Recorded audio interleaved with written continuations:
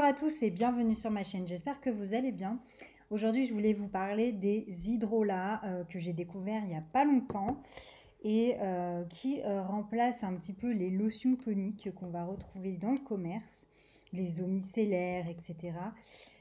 Qui sont pas forcément safe, hein. On a plein d'ingrédients controversés dans la plupart, ou des allergènes, enfin peu importe, elles sont pas géniales. Moi en général, chaque fois que j'utilisais une lotion ou autre chose, je vais donner un exemple concret, hein, la Christian Lénard, la l'eau de rose, ma peau devenait toute rouge, j'avais une réaction, c'était impressionnant.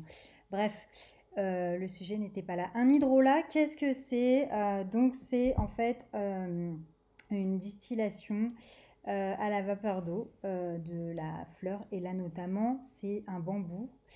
Le bambou de la région d'Anduze, donc qui se trouve dans le Gard, donc proche de Montpellier pour situer un petit peu tout le monde. Donc c'est un hydrolat français. Voilà, et du coup il va être bien pour parfaire son démaquillage par exemple. C'est-à-dire que moi je me démaquille à l'huile de jojoba. Je prends de l'huile de jojoba au creux de ma main, je me démaquille, hop, j'enlève tout et des fois, pour vraiment tout enlever, si j'ai été beaucoup maquillée par exemple, je vais venir mettre l'hydrolat sur un coton ou alors sur un coton en tissu naturel pour éviter justement d'utiliser trop de coton qu'on jette comme ça. Je le mets sur mon coton et du coup je me le passe sur tout le visage. Honnêtement, il me faut 3-4 cotons avant de pouvoir avoir un coton net. Donc j'avoue que c'est vraiment un complément au démaquillage qui est vraiment génial. Pour vous permettre de repérer un bon hydrolat, il faut regarder la composition ici. Je ne sais pas si on voit bien. Tac. Là. Et normalement, vous n'avez que le nom du bambou. Vous n'avez qu'un ingrédient dans un hydrolat. Voilà, à savoir pour bien repérer. C'est un hydrolat qui est fait pour tous les types de peau.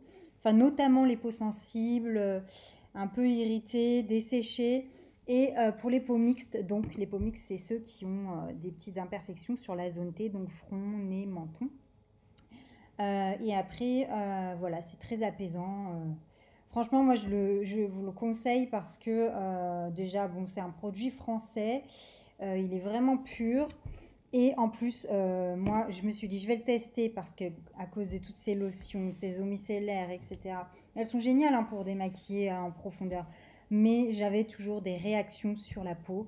Là, j'en ai aucune. Là, je ne sais pas si vous voyez, je ne suis pas maquillée au niveau du teint. Là, j'ai du mascara, j'ai un petit peu de gloss. Mais ma peau, elle est comme ça, nette.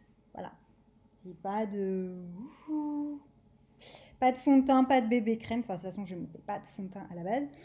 Je mets une bébé crème. Donc, vous voyez, le grain de peau, quand on utilise vraiment très peu de produits et surtout des bons produits. C'est ça qui est très important. Donc voilà pour l'hydrolat. Donc ce que je peux vous conseiller, les eaux florales en général, elles sont un peu plus allergisantes. Donc je vous conseille vraiment de vous tourner sur des hydrolats. Voilà, qui sont pour moi vraiment naturels et purs. Voilà, n'hésitez pas à me poser des questions en commentaire sur ces hydrolats, comment on les utilise, si vous, vous en utilisez, quel type. Alors je sais qu'il y en a pas mal d'autres hein, d'ailleurs. Je voulais faire une vidéo avec tous les types d'hydrolats pour chaque type de peau. Donc dites-moi en commentaire si ça vous intéresse pour que je puisse la faire. Et comme ça vous permettra de savoir quel hydrolat vous correspond et quel hydrolat vous pouvez du coup acheter. Voilà, je vous fais plein de gros bisous et je vous dis à bientôt. Ciao, ciao.